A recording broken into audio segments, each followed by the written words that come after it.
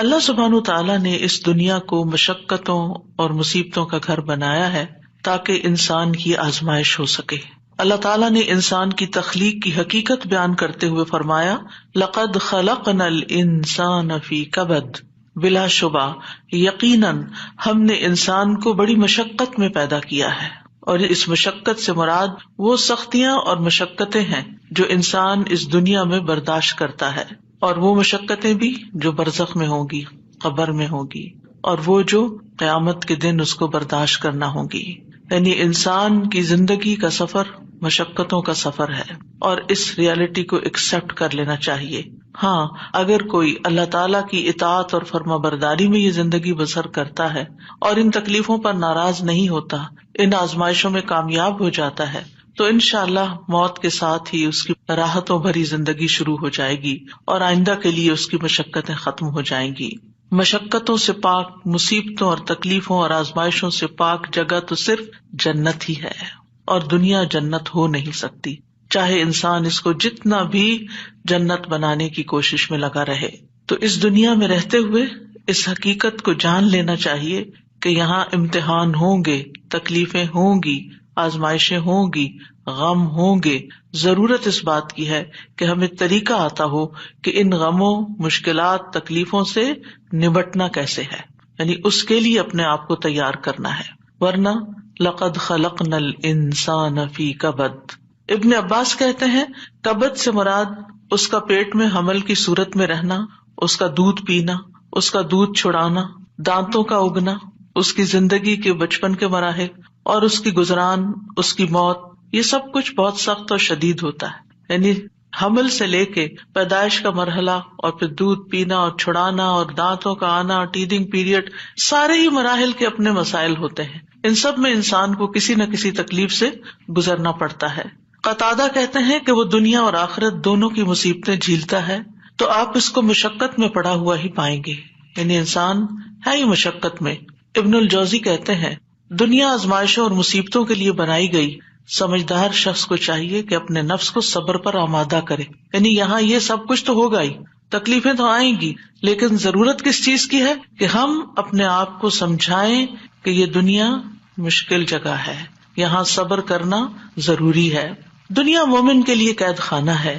رسول اللہ صلی اللہ علیہ وسلم نے فرمایا، الدنیا سجن المؤمن و جنت الکافری، دنیا مومن کے لیے قید خانہ ہے اور کافر کے لیے جنت ہے۔ تو اس کا کیا مطلب ہے کہ کیا کافر کو کوئی مشقت نہیں ہوتی اس دنیا میں؟ ہوتی ہے، لیکن مراد اس سے یہ ہے کہ آخرت کی تکلیفوں کے مقابلے میں دنیا میں جو بھی اس کو ملا ہے وہ اس کے لیے جنت ہی ہے، کیونکہ اس کے لیے آخرت میں جنت نہیں ہے۔ اور آخرت مومن کے لیے خوشحالی کا گھر ہے۔ جب مومن وہاں پہنچے گا تو پکار اٹھے گا، وقالوا الحمد للہ الذی اذهب عنا الحزن ان ربنا لغفور شکور الذی احلنا دار المقامۃ من فضلہ لا یمسنا فیہا نصب ولا یمسنا فیہا لغوب۔ اور وہ کہیں گے کہ اس اللہ کا شکر ہے جس نے ہم سے غم کو دور کر دیا، یعنی جنت میں جا کر انسان واقعی غم سے دور ہو جائے گا۔ یقیناً ہمارا رب بخشنے والا قدردان ہے، جس نے اپنے فضل سے ہمیں ابدی قیام گاہ میں لا اتارا، جہاں ہمیں نہ مشقت اٹھانی پڑتی ہے اور نہ کوئی تھکاوٹ لاحق ہوتی ہے، یعنی نہ ہی کوئی کام مشکل ہے اور نہ ہی ہم تھکتے ہیں، آرام ہی آرام ہے، سکون ہی سکون ہے۔ لیکن اس سکون کو پانے کے لیے اس دنیا میں تھکنا شرط ہے، اپنے آپ کو اللہ کی عبادت میں، بندوں کی خدمت میں تھکانا لازم ہے۔ دنیا جتنی بھی تکلیف دہ ہو، لیکن انسان جب جنت میں پہنچے گا تو جنت کا ایک چکر دنیا کی ساری فکروں کو ختم کر دے گا۔ نبی صلی اللہ علیہ وسلم نے فرمایا قیامت کے دن اہل جنت میں سے اس آدمی کو پیش کیا جائے گا جسے دنیا میں لوگوں میں سے سب سے زیادہ تکلیفیں آئی ہوں گی، پھر اسے جنت میں صرف ایک غوطہ دے کر، یعنی ایک چکر لگوا کر پوچھا جائے گا، اے ابن آدم، کیا تو نے کبھی کوئی تکلیف بھی دیکھی؟ کیا تجھ پر کبھی کوئی سختی بھی گزری؟ وہ عرض کرے گا، اے میرے رب، اللہ کی قسم کبھی نہیں، کوئی تکلیف نہیں دیکھی۔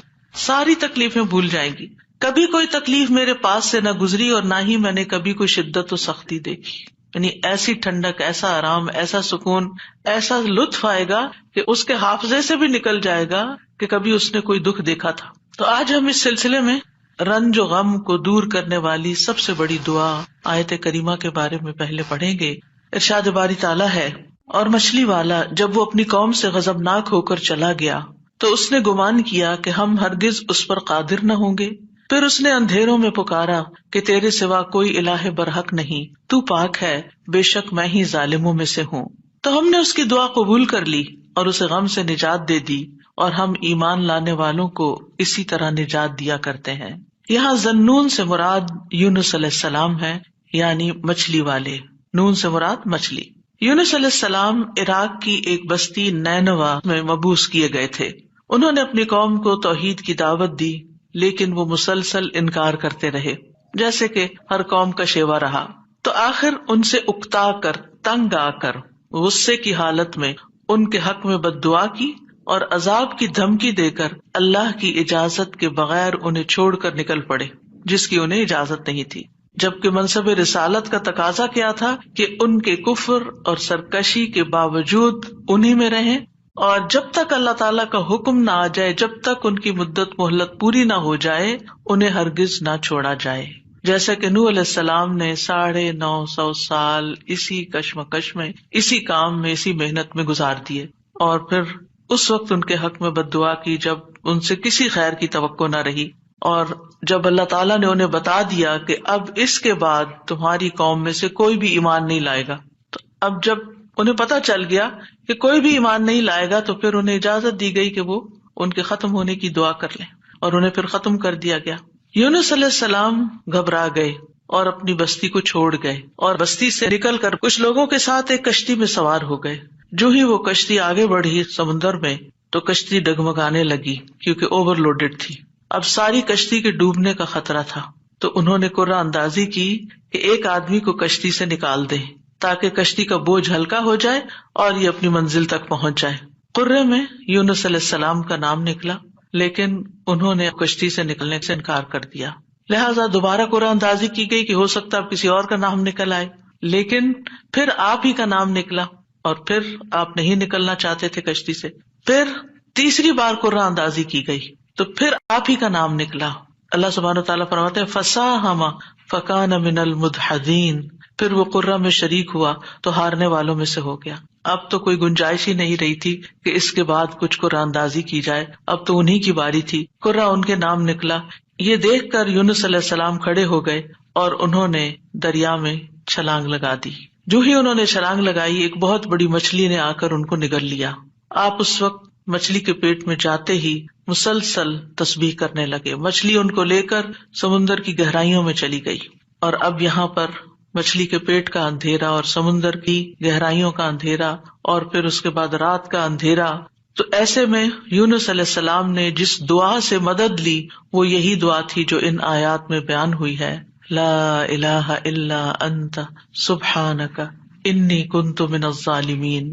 تو بہرحال اللہ سبحانہ تعالیٰ نے ان کی دعا سن لی، انہیں غم سے نجات دی، اور مچھلی نے آپ کو ساحل پر اگل دیا، ایسے ساحل پر جہاں نہ کوئی انسان تھا، نہ کوئی پرندہ، نہ کوئی درخت اور نہ کوئی سایہ. پھر اللہ کے اذن سے انہیں یعنی کدو کی بیل کا سایہ بھی فراہم کیا گیا اور اس کے ساتھ ساتھ کھانے کو بھی دیا گیا.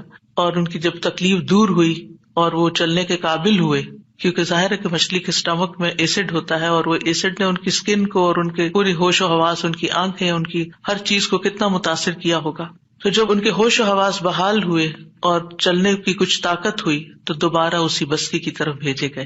اب آپ دیکھیے کہ بستی والے دیکھ کر حیران ہو گئے ہوں گے کہ یہ شخص جو ہمیں چھوڑ کر چلا گیا تھا یہ کیسے واپس آ گیا، اور ہو سکتا ہے کہ ان کے جانے کے بعد انہوں نے تلاش بھی کیا اور وہ کہیں ملے بھی نہ ہوں. اور پھر آپ دیکھیے کہ کس طرح بستی والوں کو یہ ریئلائز ہوا کہ انہوں نے غلط کیا ہے اپنے پیغمبر کے ساتھ، تو وہ ایمان لائے. بہرحال پھر ایک مدت تک یہ بستی جو ہے ایمان لا کر دنیا میں جیتی رہی. دوسری طرف یونس علیہ السلام کو اللہ سبحانہ وتعالیٰ نے غم سے نجات دی، اور اس طرح ان کی نجات کے بعد ان کو اللہ تعالیٰ نے چن لیا. اسی طرح اللہ سبحانہ وتعالیٰ اس بستی کے بارے میں فرماتے ہیں فَلَوْلَا كَانَتْ قَرْيَةٌ آمَنَتْ فَنَفَعَهَا إِيمَانُهَا إِلَّا قَوْمَ يُونُسَ لَمَّا آمَنُوا كَشَفْنَا عَنْهُمْ عَذَابَ الْخِزْيِ فِي الْحَيَاةِ الدُّنْيَا وَمَتَّعْنَاهُمْ إِلَىٰ حِينٍ. سو کوئی ایسی بستی کیوں نہ ہوئی جو ایمان لائی ہو، پھر اس کے ایمان نے اسے نفع دیا ہو یونس کی قوم کے سوا۔ جب وہ ایمان لے آئے تو ہم نے ان کی ذلت کا عذاب دنیا کی زندگی میں ان سے ہٹا دیا اور انہیں ایک وقت تک سامان دیا۔ کہا جاتا ہے کہ یونس علیہ السلام جب قوم کو چھوڑ کر گئے تھے اور ان لوگوں کو یہ بات سمجھ آ گئی کہ وہ نبی تھے اور وہ جھوٹ نہیں بولتے، تو وہ سب کے سب اپنے بچوں، چوپایوں، مویشیوں سب کو لے کر صحرا کی طرف نکل گئے اور ماں کو بچوں سے الگ کر دیا، اور اللہ سبحانہ تعالیٰ کے حضور میں رو رو کر دعائیں کی، حتیٰ کہ ان کے اونٹ بلبلانے لگے اور بچے بھی رونے لگے اور گایوں کے بچے ڈکرانے لگے اور بھیڑ بکریاں اور سارے جانور بولنے لگے۔ یعنی ایک سما ہوگا اس توبہ استغفار کا، کس طرح انہوں نے فریادیں کی۔ تو آپ دیکھیے ادھر ان کا پیغمبر فریادیں کر رہا ہے اور ادھر ان کی قوم فریادیں کر رہی ہے اپنے سارے مال و متاع کے سمیت۔ تو اللہ سبحانہ تعالیٰ نے کس طرح ان کی فریادیں سن لی۔ تو اس سے کیا پتا چلتا ہے کہ دعا مانگنے کا بھی ایک سلیقہ ہوتا ہے۔ بے روح دعائیں، بس صرف الفاظ کا دہرا دینا، کبھی چپ کر کے دل میں دہرا لینا، کبھی زبان سے لفظ نکالے بغیر صرف منہ سے بول دینا، یہ کافی نہیں ہوتا، بلکہ اس کے لیے بہت ضروری ہوتا ہے کہ انسان اپنی آہوزاری ظاہر کرے، اللہ سبحانہ تعالیٰ کے آگے اپنی بے قراری کو بیان کرے اور اپنی کیفیت اور اپنے غم اور اپنے دکھ کی داستان سنائے اور محنت کرے دعا میں۔ ہم دعا میں محنت نہیں کرتے، ہم ایک آدھ دفعہ بس کر لیتے ہیں، کبھی تھوڑا بہت آنسو بھی آ گئے، تھوڑا بہت رو پڑے اور بات ختم ہو گئی اور پھر کہا ہم نے تو بڑی دعا کر لی، ہماری تو سنی نہیں جاتی۔ یونس علیہ السلام نے یہ آیت کریمہ کیسے پڑھا تھا اور ہماری قوم میں کیسے رواج ہے آیت کریمہ پڑھنے کا؟ یعنی باتیں بھی چل رہی ہوتی ہیں اور گٹنیاں پھینکی جا رہی ہوتی ہیں اور 1.25 لاکھ پورا کرنا ہوتا ہے اور کوئی صحیح پڑھ بھی رہا ہوتا ہے اور کوئی اس کے پروننسیشن بھی نہیں جانتا اور کچھ سے کچھ اس کو پڑھ رہا ہوتا ہے، اور پھر یہ کہ توقع رکھتے ہیں کہ اب ہم نے 1.25 لاکھ پڑھ کے دے دیا ہے تو ہماری مشکل ضرور آسان ہو جائے، حالانکہ بات 1.25 لاکھ کی نہیں۔ اور قرائن سے کہیں یہ پتہ نہیں چلتا کہ یونس علیہ السلام نے 1.25 لاکھ پورا کیا تھا اور جب وہ اس سے نکلے تھے، ہو سکتا ہے انہوں نے چند ہی بار پکارا، لیکن پوری تکلیف میں جب کراہتے ہوئے روتے ہوئے پکارا تو اللہ سبحانہ تعالیٰ نے اس دعا کو سن لیا۔ تو ہم سب کو بھی چاہیے کہ اپنی دعاؤں کے اندر رقت پیدا کریں، خشوع پیدا کریں، عاجزی سے دعا مانگیں، رو کے دعا مانگیں۔ جو بھی مشکلات اٹکی ہوئی ہیں، جو بھی مسائل ہمارے ارد گرد ہم پہ چھائے ہوئے ہیں، جن چیزوں کی طرف سے بھی ہم پریشان ہیں، جو بھی غم، ہم، حزن اور مستقبل کے فکر اور پریشانیاں، جو چیزیں بھی ہماری زندگی میں عام ہو رہی ہیں، ان سب کو دور کرنے کے لیے ہم اللہ کو پکاریں اور خوب پکاریں۔ تو اللہ سبحانہ تعالیٰ نے یہاں ان کا نام نہیں لیا ان آیات میں، بلکہ ذنون کہا، مچھلی والا، کیونکہ نون مچھلی کو کہتے ہیں اور مچھلی نے انہیں نگل لیا تھا۔ وَذَنُّونِ إِذ ذَّهَبَ مُغَاضِبًا، یعنی غصے میں گئے تھے، ناراض ہو کے گئے تھے قوم سے۔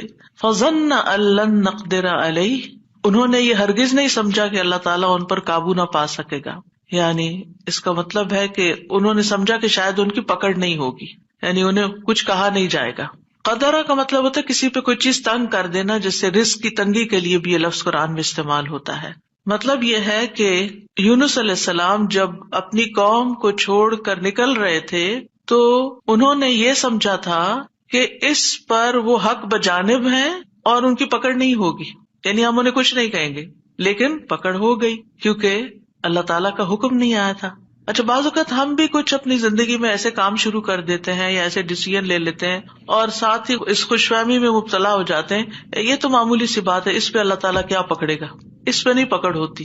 لیکن کبھی بھی جان بوجھ کے نافرمانی نہیں کرنی چاہیے اور انسان کو حد الوسع کوشش کرنی چاہیے کہ اللہ تعالیٰ کی ناراضگی کے کاموں سے بچے، اور کسی بھی گناہ کو ہلکا نہیں سمجھنا چاہیے، چھوٹا نہیں سمجھنا چاہیے کہ اس پہ نہیں پکڑ ہوتی، لیکن پکڑ ہو گئی۔ فنادى في الظلمات الا اله الا انت سبحانك انی کنت من الظالمین۔ اب دیکھیے ہم سے بھی جب کوئی غلطی ہوتی ہے نا، کوئی بات منہ سے غلط نکل جائے، کوئی ہمارا رویہ کسی کے ساتھ غلط ہو جائے، معاملہ کسی کے ساتھ سخت ہو جائے، ہم کسی کے ساتھ تلخ ہو جائیں، تو اس کے بعد ہمارے دل میں ریگریٹ ضرور آتی ہے، ہمیں احساس ہوتا ہے۔ اور حدیث میں آتا ہے کہ فرشتہ 6 گھڑیاں قلم اٹھائے رکھتا ہے، اگر اس میں، اب گھڑیوں سے مراد کتنی ڈیوریشن ہے یہ نہیں مجھے معلوم، لیکن مطلب یہ ہے کہ کچھ دیر اس کو دی جاتی ہے کہ کیا یہ اپنی غلطی مانتا ہے۔ اور کچھ اللہ کے بندے ایسے ہوتے ہیں کہ جو ہی ان سے غلطی ہوتی ہے اور ان کے دل میں پنچ ہوتی ہے، ان کو شرمندگی ہوتی ہے، وہ فوراً استغفار شروع کر دیتے ہیں اور اپنی غلطی کو مان جاتے ہیں اور کہتے ہیں کہ یہ کیا کیا میں نے، مجھے ایسا نہیں کرنا چاہیے تھا۔ اور پھر کیا ہوتا ہے، اللہ تعالیٰ اپنی رحمت سے معاف کر دیتا ہے ایسے بندوں کو. تو یونس علیہ السلام سے بھی جو ہو گئی کمی، اس کے بعد انہیں احساس ہو گیا کہ ایسے ہی ان کا نام کرے میں نہیں نکلا. اسی طرح ہم پر جب کوئی مشکل آتی ہے تو بعض اوقات انسان سوچتا ہے کہ یہ مشکل ایک دفعہ آئی ہے پھر آ گئی ہے، یہ کیا ہو رہا ہے میرے ساتھ، یہ کیوں آ رہی ہے، ضرور میں نے کوئی ایسی غلطی کی ہے. پھر انسان استغفار شروع کر دیتا ہے اور آیت کریمہ کا ورد شروع کر دیتا ہے کہ کوئی مصیبت اللہ کے اذن کے بغیر نہیں آتی. یہ اگر مشکل آئی ہے، مصیبت آئی ہے تو ضرور اس کے پیچھے کوئی وجہ ہے. تو آپ دعا کر سکتے ہیں کہ یا اللہ مجھے میری غلطی دکھا دے، مجھے میرا جو بھی گناہ ہے مجھے اس کی یاد آ جائے، مجھے اس کی سمجھ آ جائے، میں اس کو چھوڑ دوں تو اس کو معاف کر دے. تو استغفار کی کثرت جو ہوتی ہے وہ انسان کو مشکلات سے نجات دیتی ہے. فنادى في الظلمات، تو انہوں نے اندھیروں میں پکارا. کون سے اندھیرے؟ رات کا اندھیرا، سمندر کا اندھیرا، مچھلی کے پیٹ کا اندھیرا اور غموں کا اندھیرا کہ میں کہاں پھنس گیا ہوں، وہاں سے نکلنے کا کوئی راستہ ہی نہیں. آپ دیکھیے کہ اگر کوئی ڈور بند ہوتا ہے تو انسان ڈور بجاتا ہے، کوئی آ کے کھول دیتا ہے، دروازہ توڑ دیتا ہے، انسان کچھ نہ کچھ حل نکل آتا ہے. گھر کے اندر اگر انسان کہیں ٹریپ ہو گیا، ٹریفک میں ٹریپ ہو گیا، کہیں اور ٹریپ ہو گیا، کوئی نہ کوئی آ کے آگے بڑھ کے کوئی مدد کر سکتا. لیکن مچھلی کے پیٹ کے اندر ٹریپ ہو جانا، نو وے آؤٹ. اور آپ کو پتا مچھلی کا پیٹ ہوتا بڑا ہے، جیسے ویل مچھلی ہے نا، تو اس کا جو ماؤتھ ہوتا ہے وہ بہت بڑا نہیں ہوتا. کرل کھاتی ہے نا، کرل بہت چھوٹی چھوٹی چیز ہوتی ہے اور کئی ٹن کرل کھا جاتی ہے، لیکن یہ ہے کہ چھوٹی چیز اندر لے جا سکتی. اب یہ تو اللہ کے اذن سے اس کا منہ کھل گیا ہوگا اور وہ اندر چلے گئے، اور یہ بھی نہیں ہمیں پتا کہ وہ ویل تھی یا کوئی اور، کیونکہ سمندر کی اکثر مخلوق تو ہمارے علم میں ہی نہیں ہے، یہ تو انسانوں کے اندازے ہیں. تو بہرحال ان کے دل پہ جو غم تھا اور جو تکلیف تھی اس میں انہوں نے پکارا اور سب سے پہلے توحید کا اقرار کیا، لا الہ الا انت، کہ اس وقت مجھے پکا یقین ہے اور مجھے اس پر پورا اعتماد ہے کہ اس مشکل سے صرف تو نکال سکتا ہے، کوئی بھی نہیں. میری فریاد سننے والا کوئی نہیں، میری مدد کرنے والا کوئی نہیں، میرے کام آنے والا کوئی نہیں. تو آپ دیکھیے مشکلات کے حل کے لیے سب سے پہلی چیز توحید کا اقرار کرنا چاہیے. افسوس یہ کہ ہمارے ہی لوگ توحید کے اقرار کی بجائے مشکلات میں غیر اللہ کو پکارنے لگتے ہیں، یا علی مدد، یا فلاں مدد، قبر والوں کو پکارنے لگتے ہیں. کس قدر افسوس کی بات ہے. یونس علیہ السلام اپنے رب کو پکار رہے ہیں اور کہہ رہے ہیں کہ تیرے سوا کوئی الہ نہیں، لا الہ الا انت. اور انسان کی ناسمجھی دیکھیے کہ وہ مشکل وقت میں غیر اللہ کو پکارے، اس کی مشکل کہاں سے آسان ہو سکتی ہے. اور پھر اس کے بعد الا انت سبحانک، تو پاک ہے، یعنی اللہ تعالیٰ کی ذات کو ہر نقص، ہر عیب، ہر آفت سے منزہ اور پاک قرار دیا. ہمارے ہاں کیا ہوتا ہے، جب کوئی تکلیف آتی ہے یا ہم لوگوں کو بلیم کرتے ہیں، ان کی وجہ سے ہوا یہ، فلاں نے نظر لگا دی ہے، یا پھر ہم اللہ تعالیٰ کو الزام دینے لگتے کہ اٹس ناٹ فیئر، میرے ساتھ اچھا نہیں ہوا. تو اب آپ دیکھیے جس بندے کی ڈائریکشن ہی صحیح نہیں، اس کی مشکلات کہاں سے حل ہوں گی. اگر آپ اپنے قصور کا ذمہ دار دوسرے کو ٹھہرا رہے ہیں، الزام تراشی کر رہے ہیں، دوسرے کی عیب جوئی کر رہے ہیں، دوسرے کی شکایتیں کیے چلے جا رہے ہیں، کیونکہ عام طور پر ہوتا کیا، جب انسان کو کوئی پرابلم آتی ہے، میاں بیوی مثلاً کوئی لڑائی ہوئی، تو اگر آپ عورت کا کیس سنیں تو سارا الزام میاں کو دے گی، میاں کا کیس سنیں تو سارا الزام بیوی کو دے گا. تو ایک دوسرے کو الزام دینے سے مسائل کبھی حل نہیں ہوتے. ہمیشہ دنیاوی معاملات میں بھی کوئی رکاوٹ آئے تو دیکھنا چاہیے کہ میں نے کون سا ڈیسیژن غلط لیا تھا، میری غلطی کہاں تھی. یونس علیہ السلام اللہ کے چنے ہوئے نبی تھے، ان کو سمجھ آ گیا کہ غلطی میں نے کی ہے اور اس کا اعتراف انہوں نے کیا. یاد رکھیے توبہ میں، استغفار میں سب سے پہلے اپنی غلطی کا اعتراف کرنا ہوتا ہے. اگر آپ بلیم گیم کھیلتے رہے، ایک دوسرے کے اوپر الزام تراشی کرتے رہے، ایک دوسرے پہ بال پھینکتے رہے، تو مسئلہ کبھی بھی حل نہیں ہو سکتا. مسئلے کو جاننا، مسئلے کو پہچاننا، مسئلے کا حل کرنا بہت ضروری ہوتا ہے. یہ ایسے ہی ہے کہ جیسے کوئی شخص بیمار ہو جائے اور ڈاکٹر اس کی اصل بیماری کو ڈائگنوز کرنے کی بجائے سب خرابی پیٹ میں ہے اور وہ ٹریٹ کر رہا ہے لوکلی کسی جگہ کو، کہاں سے علاج ہوگا؟ اگر اصل کاز پتا چل جائے اور اس کاز کو ہٹا دیا جائے. مثلا آپ دیکھیں الرجی کے کیسز میں کیا ہوتا ہے، آپ جتنی چاہیں دوائیاں لگا لیں، جب تک آپ اس چیز کو اوائڈ نہیں کریں گے جس سے آپ الرجک ہیں، آپ کی بیماری دور ہو نہیں سکتی. اسی طرح اگر انسان کسی مصیبت میں پھنس گیا ہے اور اس کو ڈائگنوز نہیں کر پا رہا اور کرنا نہیں چاہتا، اور خاص طور پر جو چیز اس کے کنٹرول میں ہے اس کو ریموو نہیں کر رہا، تو مسئلہ حل نہیں ہو سکتا.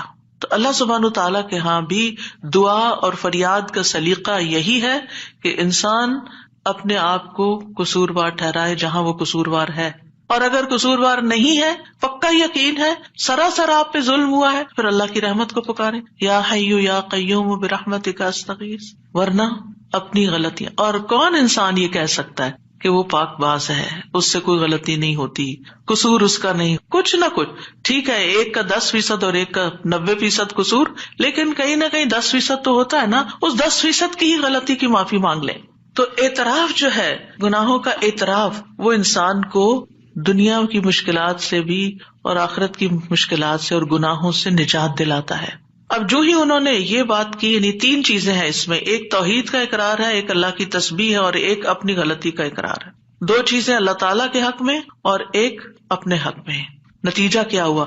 فاستجبنا لہ، ہم نے دعا قبول کر لی، ایسے طریقے سے اس نے پکارا کہ دعا قبول ہو گئی۔ ونجیناہ من الغم، ہم نے اس کو غم سے نجات دے دی۔ یہ قرآن کے الفاظ ہیں، لہذا جس کے دل پر کوئی بھی غم ہے کسی بھی چیز کا، اولاد کی طرف سے، ازواج کی طرف سے، یا مال کی طرف سے، یا کسی بھی طرح کا کوئی غم، ہم، فکر، پریشانی، اس کو انہی کلمات کو لازم کر لینا چاہیے اور اسی جذبے کے ساتھ پڑھنا چاہیے جس جذبے کے ساتھ یونس علیہ السلام نے پڑھا تھا، وَنَجَّيْنَاهُ مِنَ الْغَمِّ، اس وقت وہ غم میں گھرے ہوئے تھے تو اللہ نے ان کو نجات دے دی۔ وَكَذَلِكَ نُنْجِي الْمُؤْمِنِينَ، یہ صرف ان کے لیے نہیں تھا، ہم اسی طرح سارے مومنوں کو نجات دیتے ہیں، جو بھی یہ دعا پڑھے گا اس کو غم سے نجات مل جائے گی۔ تو گویا مومنوں کو اس بات کی ترغیب دی جا رہی ہے، اس بات کا سلیقہ سکھایا جا رہا ہے کہ غم اور دکھ اور تکلیف کے موقع پر انہیں کیا پڑھنا ہے، کیا کہنا ہے۔ اور جب انسان یہ دیکھتا ہے کہ سابقہ مومنین کو اس دعا کی وجہ سے تکلیف سے نجات ہوئی تو اس کا ایک یقین بڑھ جاتا ہے کہ اللہ تعالیٰ میری تکلیف بھی دور کر دے گا۔ اگر وہ رب یونس علیہ السلام کو مچھلی کے پیٹ سے نکال سکتا ہے تو میرا رب مجھے اس مشکل سے کیوں نہیں نکالے گا، کیوں نہیں نکال سکتا، وہ ضرور نکالے گا۔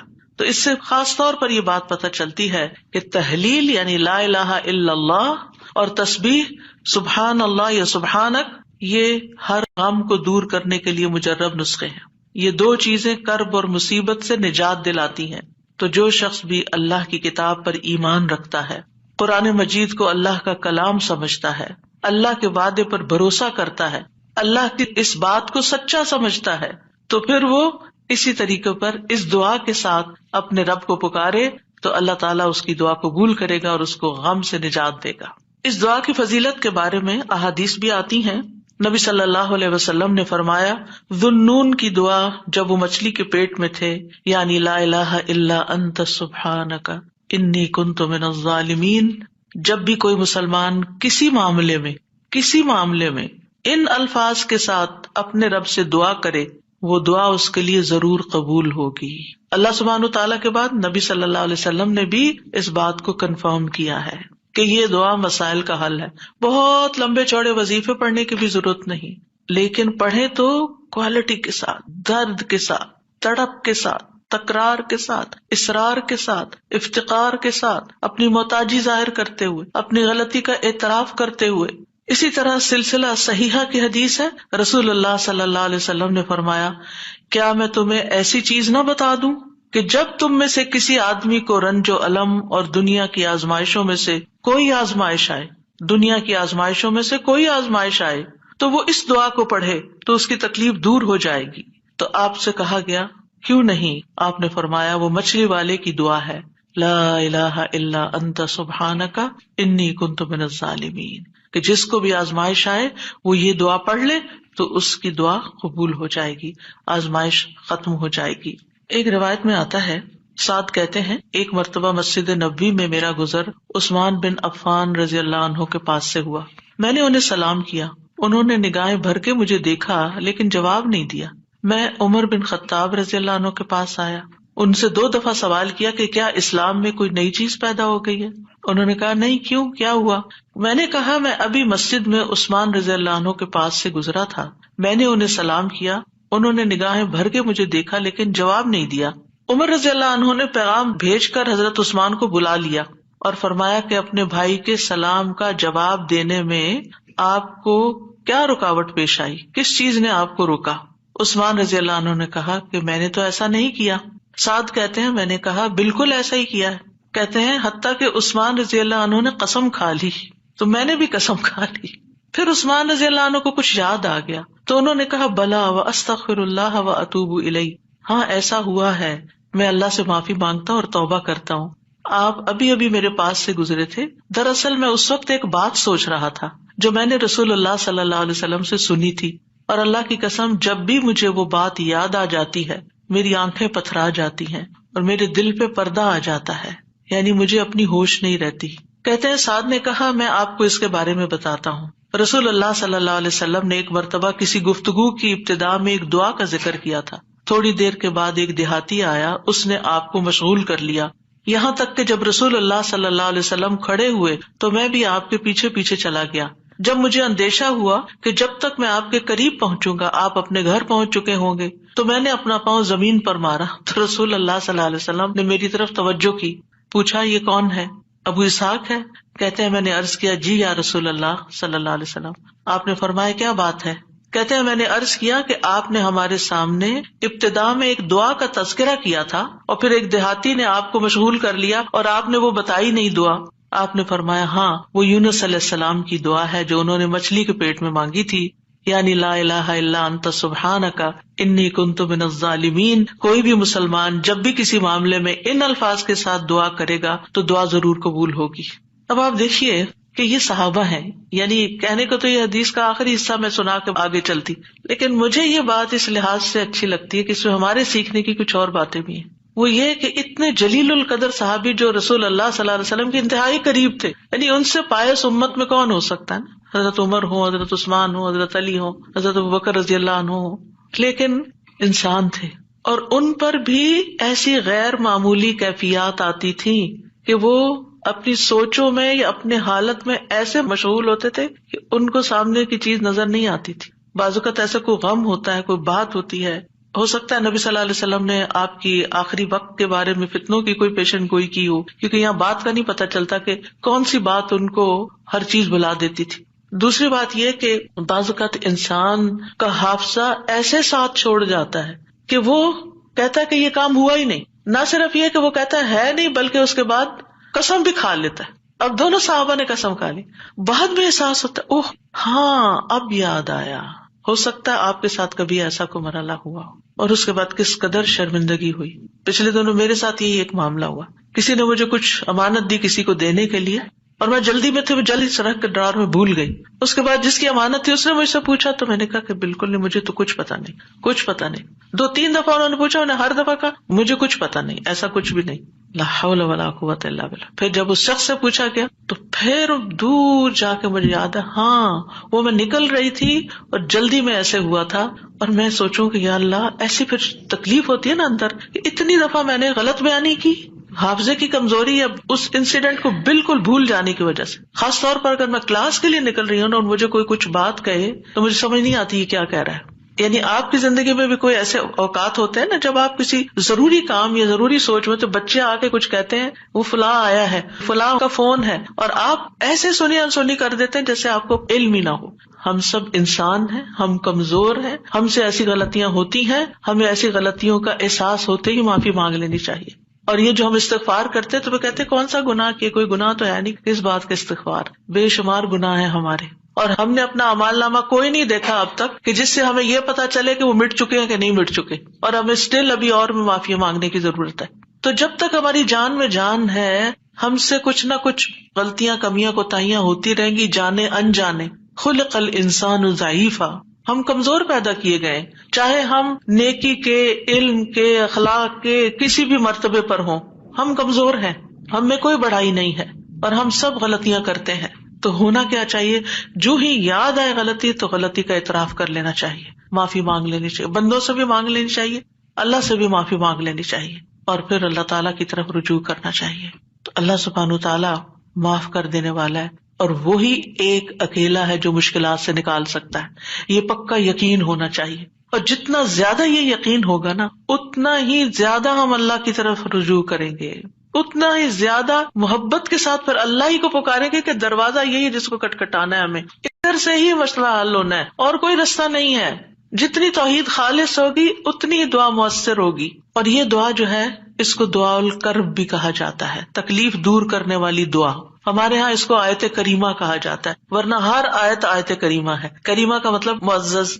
اور اس کی کوئی گنتی مقرر نہیں ہے، لیکن اگر آپ تکرار سے پڑھیں، 100 دفعہ پڑھ لیں، 20 دفعہ پڑھ لیں، 50 دفعہ پڑھ لیں، ضرور پڑھ لیں، کو وہ منع بھی نہیں ہے. لیکن ایک مخصوص تعداد میں پڑھنے سے ہی مشکل کا حل ہونا، یہ یقین رکھنا یہ غلط ہے، ایسا نہیں ہونا چاہیے. تو اس دعا میں پھر دوہرا دیتی ہوں، کیونکہ اصل سبق یہ ہے جو آپ کو سیکھنا ہے. اور دعا تو آپ کو سب کو آتی پہلے سے بھی پتا ہے، اور یہ حدیثیں بھی سنی ہوئی ہیں. جس چیز کو پلے باندھنا، جس چیز کو پکڑ کے رکھنا ہے، وہ کیا چیز ہے کہ جس سے یہ دعا اتنی افیکٹو ہے. تو اس میں 4 چیزیں ہیں. ایک ہے توحید، دوسرے ہے اللہ کو ہر عیب اور نقص سے پاک قرار دینا، تیسرے اپنے عبودیت کا اقرار کہ میں بندہ ہوں، غلطیوں والا ہوں، اور چوتھے اپنی غلطی اور کوتاہی کو مان جانا، اپنی غلطی کا اعتراف کرنا.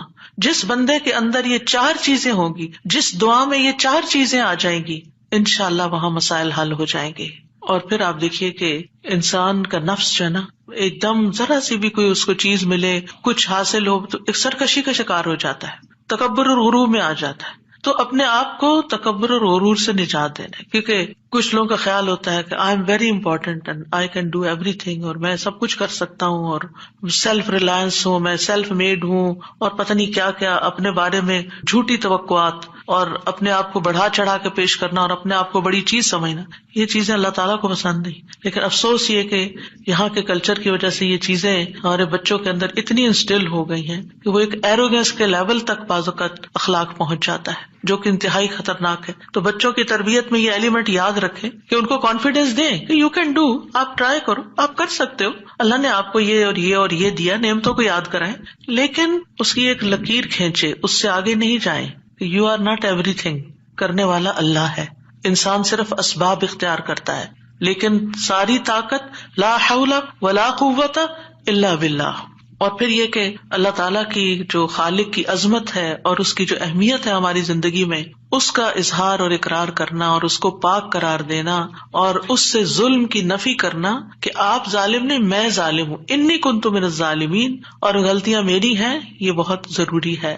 جہاں تک غم اور پریشانی کا تعلق ہے زندگی میں، تو یاد رکھیے کہ غمگین رہنا ایمان کی علامت نہیں. ٹھیک ہے، یعنی ہر وقت غمگین نہیں رہنا چاہیے. غم ایمان کے مراتب میں سے نہیں.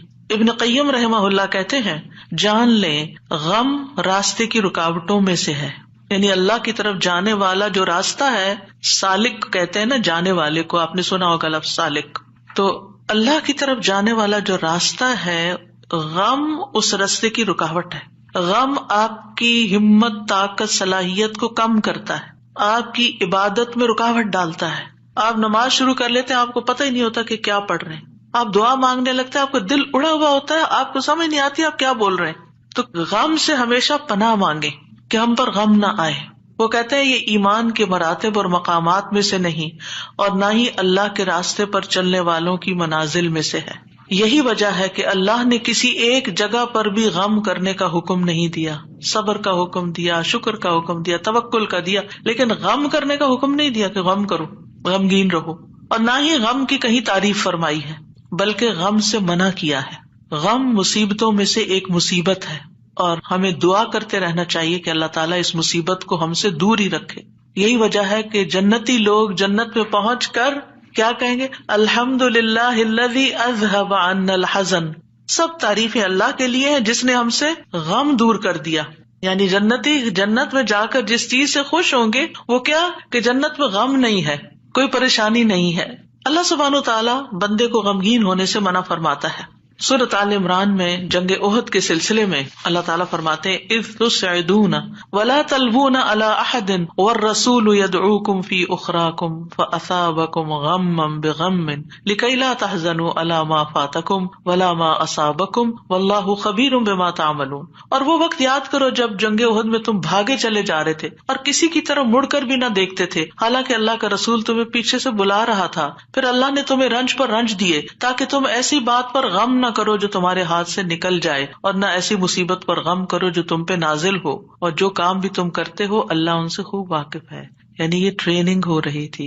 یعنی ایک کے بعد ایک صدمہ کیوں آیا؟ تاکہ غم زندگی سے نکل ہی جائے. پھر فرمایا وَلَا تَهِنُوا وَلَا تَحْزَنُوا وَأَنْتُمُ الْأَعْلَوْنَ إِن كُنتُم مُؤْمِنِينَ. اتنی تکلیف اٹھا کے سب سے بڑی تکلیف مسلمانوں کے لیے کیا تھی کہ نبی صلی اللہ علیہ وسلم کا دانت مبارک شہید ہو گیا تھا اور آپ کو چوٹ لگی تھی اور آپ گر پڑے تھے. تو یہ بہت بڑا صدمہ تھا. 70 لوگ شہید ہو چکے تھے, گھر گھر میں آفت آ گئی تھی. لیکن اتنے بڑے صدمے کے بعد بھی اللہ تعالیٰ کا حکم کیا ہے؟ وَلَا تَهِنُوا وَلَا تَحْزَنُوا. غمگین مت رہو, غم نہیں کرو. غم کا موقع ہے, غم کی بات ہے, لیکن فرمایا نہیں, غم نہیں کرنا, کیونکہ غم انسان کو کھوکھلا کر جاتا ہے, غم انسان کو کمزور کر جاتا ہے. تمہیں تو آئندہ ابھی اور مقابلے کرنے ہیں, اور اگر تم غم منانے بیٹھ گئے تو ہمت, جرت سب کچھ چلا جائے گا, بزدل ہو جاؤ گے. غم ایک مصیبت نہیں, غم مصیبتوں کی لائن لے کے آتا ہے, ایک کے بعد ایک مصیبت اس کے ساتھ چلی آتی ہے. اس لیے غمگین نہیں ہونا. موسیٰ علیہ السلام کی والدہ نے جب موسیٰ علیہ السلام کو چھوڑنا تھا دریا میں, تو اللہ تعالیٰ نے ان کی طرف الہام کیا کہ بچے کو دودھ پلاتی رہو ابھی, پھر جب تجھے اس کے قتل کا خوف ہو تو اسے دریا میں ڈال دینا. اور کیا کرنا؟ ولا تخافی ولا تحزنی, نہ خوف کرنا نہ غم کرنا. اللہ اکبر. کوئی بھی ماں جس کا بچہ چھوٹا ہو وہ تو کسی دوسرے کے ہاتھ میں بھی بچے کو دیتے ہوئے خوف اور غم کا شکار ہوتی ہے. خوف کیا ہوتا ہے؟ پتہ نہیں گرا ہی نہ دے بچے کو. اور غم کیا ہوتا ہے کہ جدائی ہو گئی ہے بچے سے, پتہ نہیں یہ کیا سکھا دیں اس کو, پتہ نہیں یہ کیسے پیش آئے اس سے. تو ماں اگر اپنا بچہ کسی اور کو دیتی ہے تو غمگین ہوتی, کہاں یہ کہ باسکٹ میں ڈال کے دریا میں ڈال دو, اور ساتھ اللہ کا حکم خوف اور غم کرنا ہی نہیں. اب بتائیں کیا کرے, کیسے دل کو تھامے. یہی اصول سیکھ لیں زندگی کے لیے. جہاں کہیں غم پاس آئے, کہیں رونا آئے, کہیں دکھی ہوں, اللہ تعالیٰ کا یہ فرمان یاد کر لیں. اور ہے بھی عورت کے لیے, وَلَا تَخَافِي وَلَا تَحْزَنِي. اپنے آپ کو خود یاد کرائیں, وَلَا تَخَافِي وَلَا تَحْزَنِي کہتے رہیں, وَلَا تَخَافِي وَلَا تَحْزَنِي. نہ خوف کرو نہ غم کرو, اللہ ہے نا, اللہ مشکل آسان کر دے گا. جس چیز پر بھی تکلیف غم ہوتا ہے اللہ تعالیٰ دن بدلیں گے, یہ سارے حالات بدل جائیں گے. آپ اگر اپنے ماضی کو دیکھیں, کتنے ہی واقعات ایسے ہوئے جن پہ آپ بے حد غمگین ہوئے, پھر ابھی کیوں نہیں ہو رہے ہو؟ تو گزر گیا نا. تو اگر اس وقت بھی تھوڑا کنٹرول کر لیتے تو اچھا ہی تھا. کیونکہ یہ جو اسٹریس ہوتا ہے نا, اور یہ غم اور خوف کا مجموعہ اسٹریس پھر بن جاتا ہے. اور یہ جو اسٹریس ہوتا ہے نا, یہ انسان کو بیمار کر دیتا ہے, فزیکلی بھی کمزور کرتا ہے, اور ایمانی اعتبار سے بھی کمزور کرتا ہے, روحانی اعتبار سے کمزور کرتا ہے. انسان کا دل کمزور ہو جاتا ہے, چھوٹی سی بات سنتا ہے تو اس کے حواس باختہ ہو جاتے ہیں, کسی بھی چیز کا مقابلہ نہیں کر پاتا. تو اللہ سبحانہ وتعالیٰ نے ان کو کہا غم نہ کرو, بے شک ہم اسے تیرے پاس واپس لانے والے ہیں, واپس ہمارے پاس آئے گا. اور آپ اپنا بچہ کسی کو بھی دیتے ہیں تو واپس آپ ہی کے پاس آتا ہے, اور اسے رسولوں میں سے بنانے والے, اللہ یہ کہ اللہ اپنے پاس بلا لے, پھر تو ہم سے زیادہ اللہ کا ہے نا. انا للہ و انا الیہ راجعون. نبی صلی اللہ علیہ وسلم نے غار ثور میں کیا کیا تھا؟ اذ ہما فی الغار اذ یقول لصاحبہ لا تحزن, غم نہیں کرنا, ان اللہ معنا. یعنی کس طرح بے یار و مددگار انسان ایک ایسی جگہ پر ہو جہاں ساری قوم دشمن بنی ہوئی ہو, اور پھر بھی غم نہ کرے, سارے ساتھ چھوڑ دے, الٹا مخالفت کرے, جان کے دشمن بن, پھر بھی غم نہیں کرو, غم نہیں کرو. اور حضرت ابوبکر تو نبی صلی اللہ علیہ وسلم کے لیے غمگین ہو رہے تھے نا. ابن قیم کہتے ہیں 4 چیزیں جسم کو برباد کر دیتی ہیں: پریشانی, غم, بھوک اور بیداری. پریشانی اور غم پختہ عزم کو کمزور کر دیتے ہیں اور دل میں کمزوری پیدا کر دیتے ہیں, اور بندے اور اس کے کاموں میں محنت کرنے کے درمیان رکاوٹ بن جاتے ہیں جو کام اس کے لیے مفید ہوتے ہیں. یعنی آپ پروڈکٹیو نہیں رہتے, اور یہ سفر کا راستہ کاٹ دیتے ہیں. یعنی جو اللہ کی طرف جانے کا راستہ ہوتا ہے نا, اسے کاٹ دیتے ہیں اور اس کو پسپائی کی طرف الٹا کر دیتے ہیں, یا رکاوٹ بن کر اس کو سفر سے روک دیتے ہیں. یعنی وہ اللہ کی طرف جانا ہی بند کر دیتا ہے. یعنی ایک شخص اچھا بھلا کچھ سیکھ رہا ہوتا ہے, کلاسز جوائن کی بھی ہوتی ہے, کوئی کام کر رہا ہوتا ہے, یا کسی بات سے غمگین ہو جاتا ہے, جانا ہی چھوڑ دیتا. ابھی کیوں نہیں آ رہے؟ بس ڈپریشن کا شکار ہے, کہیں جانے کو دل نہیں کرتا. آپ اچھا بھلا ایک کام کر رہے تھے, آپ بیکار ہو کے بیٹھ گئے, کیا یہ نقصان نہیں ہے؟ اور اس غم کی حالت میں انسان کی عقل ایسے ماری جاتی کہ اس کو اپنا نقصان بھی نہیں سمجھ آتا, کہ میں اپنا ہی نقصان کر رہا ہوں, اپنے آپ کو کھا رہا ہوں. غم کیا ہے؟ خود کو کھانا. تو خود کو کھانے سے تو مسئلہ حل نہیں ہوگا, مسئلہ تو جہاں ہے وہی ہے, وہ تو اللہ نے دور کرنا ہے. اس سارے کیفیت کو, اس احساس کو, اس شدت کو دعاؤں میں لگا دیں, دعاؤں میں کنورٹ کر دیں. امام ابن قیم کہتے ہیں یا اس کے علم سے رکاوٹ بن جاتے, علم کے لیے رکاوٹ بن جاتا ہے غم. تو یہ چیزیں سفر پر جانے والے کی پشت پہ بہت بھاری بوجھ ہے. پریشانی, غم، بھوک اور بیداری، یعنی جو صحیح نیند نہیں لیتا رات کی، جو صحیح فوڈ نہیں لیتا یعنی اپنی ضرورت کی غذا نہیں لیتا، اور جو غم اور پریشانی کا شکار رہتا ہے، وہ شخص کسی کام کا نہیں رہتا، بیکار، نکما۔ اور آپ دیکھیں جب انسان بیکار ہوتا ہے نا، جو کوئی کام کا نہیں ہوتا، کسی کی خدمت اور مدد میں نہیں ہوتا، وہ تنہا ہو جاتا ہے، اس کی کوئی قدر و قیمت نہیں رہتی، کوئی اس کو لک فارورڈ نہیں کرتا، کوئی اس سے محبت نہیں کرتا۔ بیکار انسان اپنی قدر گنوا دیتا ہے۔ وہ کہتے ہیں پنجابی کا محاورہ ہے، چم نہیں کم پیارا۔ چم کا مطلب ہوتا ہے چمڑا، اسکن، یعنی اگر آپ کی اسکن بڑی گلو کر رہی ہے تو وہ کسی کو اچھی نہیں لگے گی، آپ جتنا چاہے میک اپ لگا کے خوبصورت بن کے آ جائیں، لیکن اگر آپ کام کے بندے ہیں نا، کسی کے آپ کام کرتے ہیں، آپ پروڈکٹیو ہیں، آپ کسی کے مددگار ہیں، تو ہر کوئی آپ سے پیار کرے گا۔ یہ ایک اصول، ایک فطرت کی بات ہے، چاہے اپنے بچے ہی کیوں نہ ہو، اگر وہ بیکار رہنے کے عادی ہو گئے ہیں تو آپ دن رات ان پہ غصہ کرتے ہیں کہ تم سست ہو، تم بیکار ہو، تم کسی کام کے نہیں ہو، اور اس کو بیکار کس چیز نے کیا؟ فکر، پریشانی، غم، دکھ، تکلیف، ان چیزوں نے، تو ان کا علاج کرنا ہوگا۔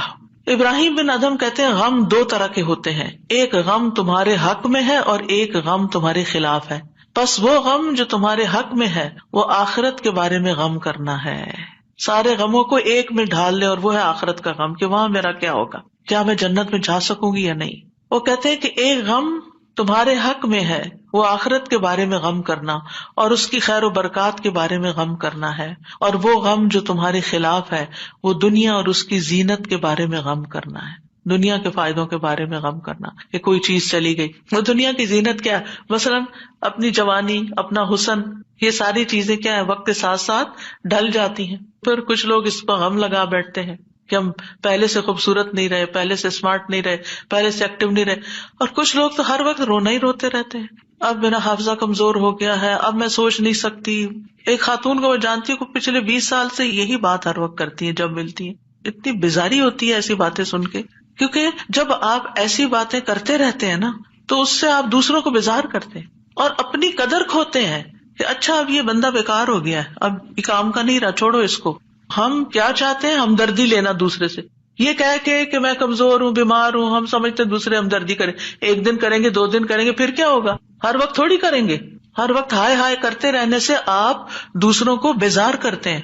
المؤمن القوی خیر واحب الی اللہ من المؤمن الضعیف، قوی مومن، طاقتور مومن بہتر ہے، اچھا ہے، خیر ہے، اور اللہ کو زیادہ پیارا ہے کمزور مومن سے۔ اب آپ اللہ کے پیارے بننا چاہتے ہیں یا نہیں؟ بننا چاہتے ہیں تو بہادر ہو جائیں، ہوشیار ہو جائیں، غموں کا رونا اتار پھینکیں۔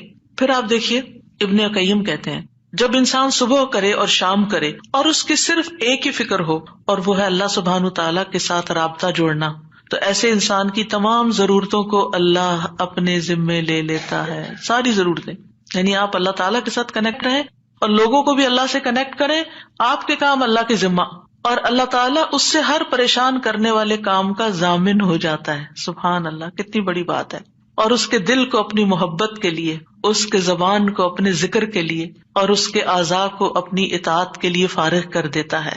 لیکن اگر وہ صبح شام اس حال میں کرے کہ دنیا ہی اس کی پریشانی ہو، کہ دنیا ہی اس کی پریشانی، دنیا کی کوئی چیز اس کی پریشانی بنی ہوئی ہے، کوئی انسان ہے، کوئی کام ہے، کوئی چیز ہے، تو اللہ اس پر دنیا کے غم، پریشانیاں اور تکلیفیں لاد دیتا ہے۔ ایک پریشانی ہے نا، ایک اور آ جائے گی، ایک اور آ جائے گی، اور آ جائے گی، کٹھی ہو جائیں گی، اس کو اس کے نفس کے حوالے کر دیتا ہے۔ تو اللہ اس کے دل کو اپنی محبت سے ہٹا کر مخلوق کی محبت میں مشغول کر دیتا ہے۔ یہ بھی ایک سزا ہوتی ہے کہ انسان انسانوں کی محبت کا قیدی ہو جاتا ہے، ان کی خوشی سے انسان خوش، ان کے غم سے انسان غمگین، اس کی اپنی کوئی زندگی نہیں، اس کے اپنے پاس خوش ہونے کے لیے کوئی چیز ہی نہیں، اور اس کی زبان کو اپنے ذکر سے ہٹا کر لوگوں کے ذکر کے ساتھ مشغول کر دیتا ہے، پھر وہ لوگوں کی باتیں کرتا رہتا ہے۔ وہی کتنی بیزاری ہوتی ہے نا جب لوگ لوگوں کی کوئی خراب باتیں آپ سے کریں، کسی کے عیب کھولیں آپ کے سامنے، کسی کی غیبت کریں، کسی کے الزام تراشی کریں، یا اپنی لڑائی جھگڑوں کو اس طرح ذکر کریں، یہ کوئی خوشگوار گفتگو تو نہیں ہوتی۔ تو یہ بھی سزا کی ایک قسم ہوتی ہے کہ ہر وقت انسان اس قسم کی باتیں کرتا رہے اور اس کے اعضاء کو اپنی اطاعت سے ہٹا کر لوگوں کے کاموں میں مشغول کر دیتا ہے۔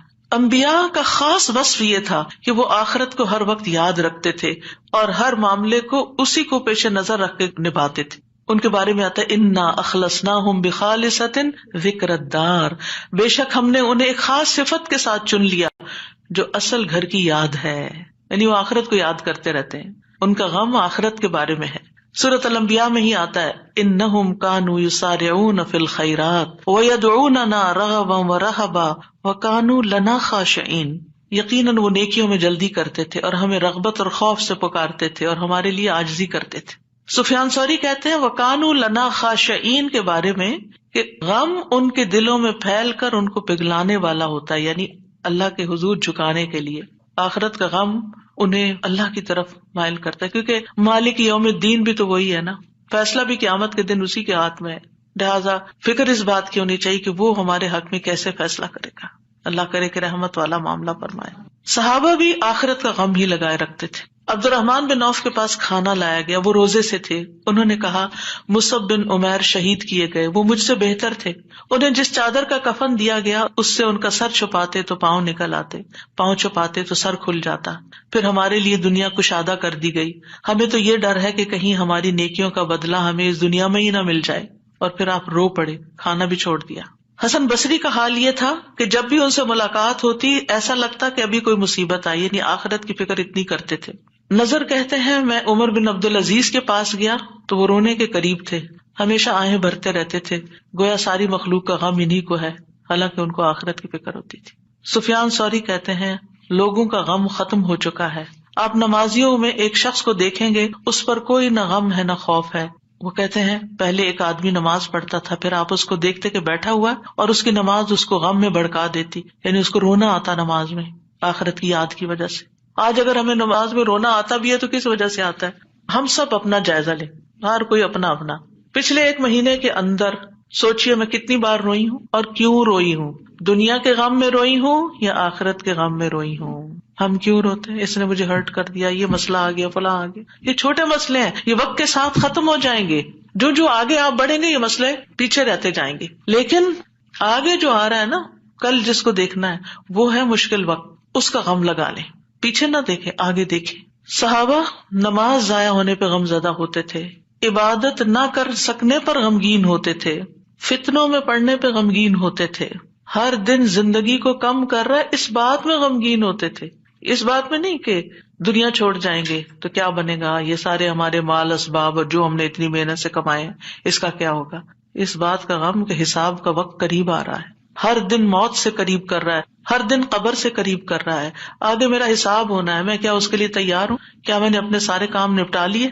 تو بات یہ ہے کہ رنج و غم زندگی کا حصہ ہے، لیکن دنیا کا غم نیچے آ جانا چاہیے اور آخرت کا غم اوپر آ جانا چاہیے، یہ ہم نے کرنا ہے۔ اور دنیا کے غموں سے بچنے کے لیے سب سے پہلے توحید کا یقین، اللہ کی طرف رغبت، تقدیر پر یقین کہ جو تکلیفیں آ رہی ہیں نا یہ تقدیر کا حصہ ہیں، ان کو ایکسپٹ کر لیا جائے، اب ایسا ہونا تھا ہو گیا نا، اب جو نئی زندگی ہے اس میں ایڈجسٹ کیا جائے، اللہ سے اچھا گمان رکھا جائے، پھر ہم و غم ملنے پر اجر پر نظر رکھی جائے، جب کوئی تکلیف پیش آئے کسی بھی قسم کی، کوئی رکاوٹ، تکلیف، دکھ، پریشانی، تو اس پر جو اجر ملتا ہے انسان کو اس کو اپنے سامنے رکھے انسان۔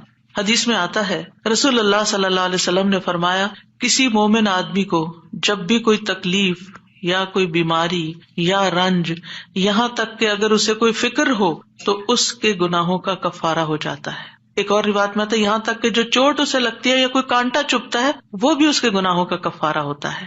اور ویسے بھی وہ حدیث تو بارہا آپ نے سنی کہ انسان کا درجہ اللہ کے ہاں بلند لکھا ہوتا ہے اس کی قسمت میں، لیکن اس کے عمل تھوڑے ہوتے ہیں، تو اللہ تعالیٰ اس کو کسی مشکل میں ڈالتا ہے تاکہ صبر کر کے بلند درجے تک پہنچ جائے۔ پھر انسان دنیا کے معاملے میں اگر غم ہے تو اپنے سے زیادہ غم والوں کو دیکھ لے، ان کی پریشانیوں کو دیکھے، انبیاء کی آزمائشوں اور تکلیفوں کے بارے میں پڑھے، جانے کہ ان پہ کیسے کیسے غم آئے، پھر اپنے آپ کو اللہ کے سپرد کرے، اپنا معاملہ اللہ کے حوالے کرے، اور جو کام اللہ نے کرنے کو دیے نا ان کی پلاننگ کرے اور وہ کرے، اپنے دل کا حال اللہ کے سامنے رکھے، انما اشکو بثی وحزنی الی اللہ، کثرت سے اللہ کا ذکر کرے کیونکہ اللہ کے ذکر میں دلوں کو اطمینان ہوتا ہے، الا بذکر اللہ تطمئن القلوب، تسبیحات کی کثرت کر دے۔ نبی صلی اللہ علیہ وسلم نے فرمایا جو اپنے مال کو خرچ کرنے سے بچائے، دشمن سے مقابلہ کرنے سے ڈرے، رات سے خوف کھائے کہ وہ اس کو پریشان کرتی ہے، تو وہ اس قول کی کثرت کر دے سبحان اللہ والحمد للہ ولا الہ الا اللہ واللہ اکبر، اور اگر ولا حول ولا قوت الا باللہ بھی پڑھ لے تو اس کا اپنا فائدہ ہے الگ سے۔ پھر یہ کہ اپنے فرائض اور اپنی ذمہ داریوں کو پورا کرے انسان۔ بہت دفعہ انسان کی بیکاری اس کو غمگین کرتی ہے، کرنے کا کوئی کام نہیں ہے، فارغ ہے، کوئی مقصد نہیں زندگی میں، کوئی منزل نہیں، کچھ اچیو کرنے کو نہیں، دن آتا ہے چلا جاتا ہے، تو یہ چیزیں بھی انسان کو پریشان رکھتی ہیں۔ جب آپ کی گول سیٹنگ ہوگی ہر روز کی، صبح سویرے اٹھتے ہی اور ارلی مارننگ کام شروع کر دیں گے تو پریشانیاں بھاگ جائیں گی، ان کو آپ کے پاس آنے کا وقت نہیں ملے گا کیونکہ آپ مصروف ہیں، آپ ان کو ٹائم نہیں دیں گے کیونکہ آپ کے پاس اور کام ہے۔ لیکن جب آپ فارغ ہوتے ہیں تو وہ آ جاتی ہیں آپ کا دل اڑانے۔ پھر نماز سے مدد حاصل کرنا، وَاسْتَعِینُوا بِالصَّبْرِ وَالصَّلَاةِ، انبیاء گھبراہٹ میں نماز کی طرف لپکتے تھے، اور جو نماز چھوڑ دیتا ہے اللہ کی مدد اس سے چھٹ جاتی۔ تو نماز کی پابندی، صدقہ کرنا، صدقات انسان کے غموں کو دور کرنے کا باعث ہے۔ اللہ تعالیٰ فرماتے ہیں الذین ينفقون اموالهم باللیل والنہار سرا وعلانیہ فلہم اجرہم عند ربہم ولا خوف علیہم ولا ہم یحزنون، جو لوگ دن رات کھلے چھپے اپنا مال خرچ کرتے ہیں انہیں اپنے رب سے اس کا اجر ضرور مل جائے گا، ایسے لوگوں کو نہ کچھ خوف ہوگا نہ وہ غمگین ہوں گے۔ پھر اسی طرح دین پر استقامت غم اور خوف کو دور کرتی ہے، دین کے کاموں میں جمے رہیں۔ ان الذین قالوا ربنا اللہ ثم استقاموا فلا خوف علیہم ولا هم یحزنون، یقیناً وہ لوگ جنہوں نے کہا کہ اللہ ہمارا رب ہے پھر اس پر خوب قائم رہے، ان پر نہ کوئی خوف ہوگا نہ وہ غمگین ہوں گے۔ پھر حالات سے کمپرومائز کرنا، حالات سے راضی رہنا، جیسے ابراہیم علیہ السلام حضرت ہاجر کو جب چھوڑ گئے مکہ کی وادی میں تو وہ پریشان ہوئی کہ میں اکیلی، میرا بچہ اکیلا، ہم یہاں کیا کریں گے، نہ کھانا نہ پینا نہ کچھ۔ تو دوڑتی ہوئی حضرت ابراہیم کے پیچھے آئیں جب وہ واپس جا رہے تھے تو ان سے پوچھا اللہ ہمارا کب حاضر، اللہ نے آپ کو اس کا حکم دیا کہ ہمیں یہاں اکیلے چھوڑ دیں؟ تو ابراہیم علیہ السلام نے اس بات میں سر ہلایا، تو کہنے لگی پھر اللہ تعالیٰ ہمیں تنہا نہیں چھوڑے گا، اگر اللہ کا حکم ہے نا تو ٹیک کیئر کر لے گا۔ ایسے ہی بندہ مومن کہتا ہے اگر یہ اللہ کا فیصلہ ہے نا تو وہ میری ٹیک کیئر کر لے گا، مجھے فکر کرنے کی ضرورت نہیں ہے۔ زبان سے رب کی رضا کے کلمات ہمیشہ ادا کریں، کاش اور افسوس ہو گیا اس کے الفاظ نہیں استعمال کریں، یہ کہیں جو اللہ کی مرضی، جو تقدیر میں لکھا تھا وہ ہوا۔ اچھے کاموں میں مصروف ہوں، خدمت خلق میں مصروف ہوں۔ رسول اللہ صلی اللہ علیہ وسلم نے فرمایا وہ لوگ اللہ تعالیٰ کو زیادہ محبوب ہیں جو دوسروں کے لیے زیادہ فائدہ مند ہوں، اور اللہ عز و جل کے ہاں سب سے پسندیدہ اعمال یہ ہیں مسلمان کا اپنے بھائی کو خوش کر دینا۔ آپ خود غمگین بھی ہیں، دکھی بھی ہیں، دوسروں کو خوش کرنا شروع کر دیں، آپ بھی خوش ہو جائیں گے، کیونکہ خوشی کنٹیجیس ہوتی ہے، خوشی پھیلانے سے پھیلتی ہے۔ اس سے کوئی تکلیف دور کر دینا، یعنی اوروں کی تکلیف دور کرے اللہ آپ کی دور کر دے گا۔ اس کا قرضہ چکانا، اسے کھانا کھلانا، اور مجھے کسی بھائی کی ضرورت پوری کرنے کے لیے اس کے ساتھ چلنا اس مسجد نبوی میں 1 مہینہ اعتکاف کرنے سے زیادہ محبوب ہے۔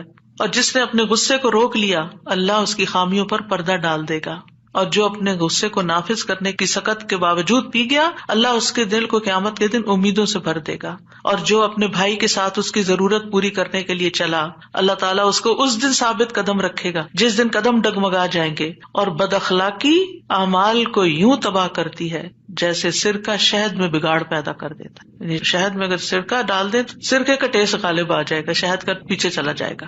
پھر اسی طرح اپنی فوڈ پر بھی نظر رکھیں، کھانا پینا بھی انسان کے اندر جو کیمیکل امبیلنسز ہوتے ہیں، ہارمونل چینجز اثر انداز ہوتا ہے، لہذا غم کے موقع پر تلبینہ کھلانا جو ہے غمگین شخص کو وہ فائدہ دیتا ہے۔ یہ حضرت عائشہ سے روایت ہے کہ جب کوئی ان کے رشتہ داروں میں سے فوت ہو جاتا تو عورتیں جمع ہو جاتی، جب وہ منتشر ہوتی صرف رشتہ دار اور خاص لوگ رہ جاتے تو حضرت عائشہ ان کو ہنڈیا میں تلبینہ پکانے کا حکم دیتی، تلبینہ پکایا جاتا، سرید بنایا جاتا، اس پہ تلبینہ ڈالا جاتا، پھر حضرت عائشہ فرماتی اسے کھاؤ کیونکہ میں نے رسول اللہ صلی اللہ علیہ وسلم سے سنا ہے، آپ فرماتے تھے تلبینہ مریض کے دل کو تسکین دیتا ہے اور غم بھی کچھ دور کر دیتا ہے۔ تو رائٹ فوڈ جو ہے وہ آپ کے اندر ایک طاقت لاتی ہے، لیکن عموماً کیا ہوتا ہے جب کوئی غمگین ہوتا ہے کھانا بھی نہیں چھوڑ دیتا، تو اس میں صحیح خوراک کسی کو دینا۔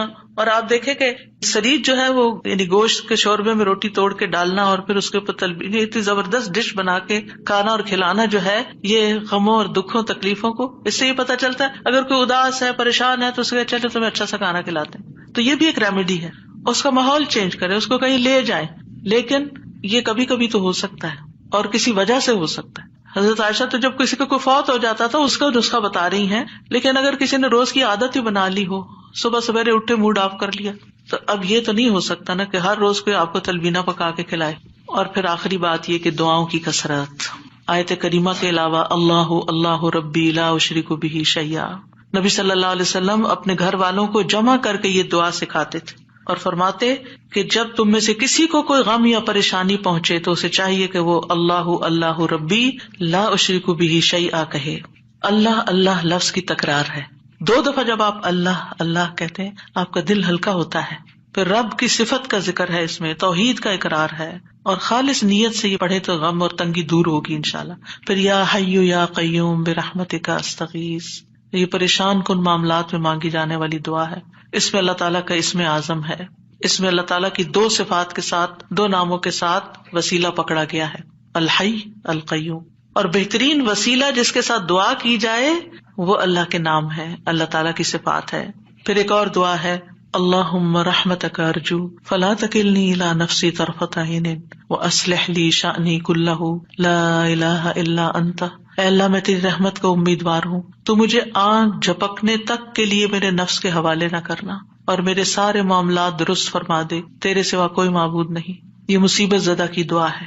رسول اللہ صلی اللہ علیہ وسلم نے فرمایا دعوات المکروبی، پریشان حال کی دعا. اور اس میں خاص طور پر اللہ کی رحمت کا ذکر ہے کہ اللہ میں تیری رحمت کی امید کرتی ہوں اور میرا نفس تو بڑا کمزور ہے، مجھے اس کے حوالے نہ کرنا ورنہ میں تو پڑ جاؤں گی، اور ایک لمحے کے لیے بھی نہیں. اب دیکھیے بعض اوقات آپ نے ایکسپیرینس کیا ہوگا، یہ میں اپنے پرسنل ایکسپیرینس سے بات کر رہی ہوں، ایک لمحے کے لیے کوئی خیال آ جاتا ہے کسی بھی چیز کا، کوئی ایسی پریشان کن چیز، آپ کا سارا جو سکون ہے وہ برباد ہو کے رہ جاتا ہے. تو میں اس وقت سوچتی ہوں کہ یہ شیطان تھا جس نے وار کیا ہے تاکہ اس بندے کا جو اطمینان قلب اور سکون اور خشوع اور سب برباد ہو. یعنی وہ ایسے تیر چلاتا ہے جیسے. فوراً یہ دعا پڑھے. پھر نبی صلی اللہ علیہ وسلم تکلیف آنے پر یہ دعا پڑھتے لا الہ الا اللہ العظیم الحلیم لا الہ الا اللہ رب العرش العظیم لا الہ الا اللہ رب السماوات ورب الارض ورب العرش الکریم. اس میں اللہ سبحانہ تعالیٰ کے نام کے علاوہ العظیم اور الحلیم اور رب العرش العظیم اور رب العرش الکریم کی اور رب السماوات والارض کی بات کی گئی ہے. یعنی اللہ تعالیٰ کی صفات کو بیان کیا گیا ہے اور پھر توحید کا اقرار ہے. توحید کا اقرار غموں کو دور کرنے کا باعث ہے کہ میرے لیے اللہ کافی ہے، حسبی اللہ و نعم الوکیل، اللہ کافی ہے میرے لیے. پھر اللہم انی اعوذ بک من الہم والحزن والعجز والکسل والبخل والجبن وضلع الدین وغلبۃ الرجال. اے اللہ میں تیری پناہ میں آتا ہوں دکھ، غم، عاجزی، سستی، بخل، بزدلی، قرضداری کے بوجھ اور لوگوں کے اپنے اوپر غلبے سے. نبی صلی اللہ علیہ وسلم سفر میں کثرت سے یہ دعا پڑھتے کیونکہ سفر میں یہ ساری چیزیں آ جاتی ہیں نا اکٹھی ہو کے. اور پھر آپ دیکھیں کہ غم ماضی کا ہوتا ہے، فکر مستقبل کی ہوتی ہے، اور پھر بے بسی اور کمزوری اور کچھ کرنے کو دل نہ چاہنا اور کسی کی مدد نہ کرنا اور ہر چیز سے ڈرنا، بزدلی دکھانا اور لوگوں کا چڑھائی کر دینا آپ پر، یہ ساری چیزیں وبال ہیں. ان سے بچنے کے لیے دعا کرنی چاہیے. اور پھر اگر مستقل طور پر دل پریشان رہتا ہے تو اللہم انی عبدک وابن عبدک وابن امتک ناصیتی بیدک ماض فی حکمک عدل فی قضاؤک اسألک بکل اسم هو لک سمیت بہ نفسک او انزلتہ فی کتابک او علمتہ احدا من خلقک او استأثرت بہ فی علم الغیب عندک ان تجعل القرآن ربیع قلبی ونور بصری وجلاء حزنی وذہاب ہمی وغمی. اس کے لیے وعدہ ہے کہ جو یہ پڑھے گا اللہ سبحانہ تعالیٰ اس کے غم کو خوشی میں بدل دے گا. یہ دعا ایک چھوٹے کارڈ کی شکل میں چھپی ہوئی ہے، اگر آپ کو یاد نہیں تو کسی بھی جگہ پر یہ کارڈ لے جا کر چپکا دیں اور جب دل پریشان ہو جا کے کھڑے ہو کے اس کو پڑھ لیں تاکہ آپ کو زبانی یاد ہو جائے. اسی طرح یہ چھوٹا کارڈ ہے جس میں یہ ساری دعائیں موجود ہیں، اپنے پرس کے اندر رکھیں، جب دل پریشان ہو تو ان کو آپ پڑھ سکتے ہیں. انگلش ٹرانسلیشن کے ساتھ بھی ہیں. پھر اسی طرح یہ لا تقنطوا من رحمت اللہ کا کارڈ ہے، لا الہ الا اللہ کا اور تسبیحات کی فضیلت کا عربی اور انگلش میں کارڈ ہے. یہ آپ کے پاس ہونے چاہیے تاکہ ایسی کیفیات میں فوراً آپ اللہ کی طرف رجوع کریں. دعائیں یاد نہیں رہتی تو دیکھ کے بھی پڑھ سکتے ہیں. اور اللہ سبحانہ تعالی ہم سب کے غم، دکھ، پریشانیوں کو دور فرمائے. اور درود شریف کی کثرت بھی غموں کو دور کرتی ہے.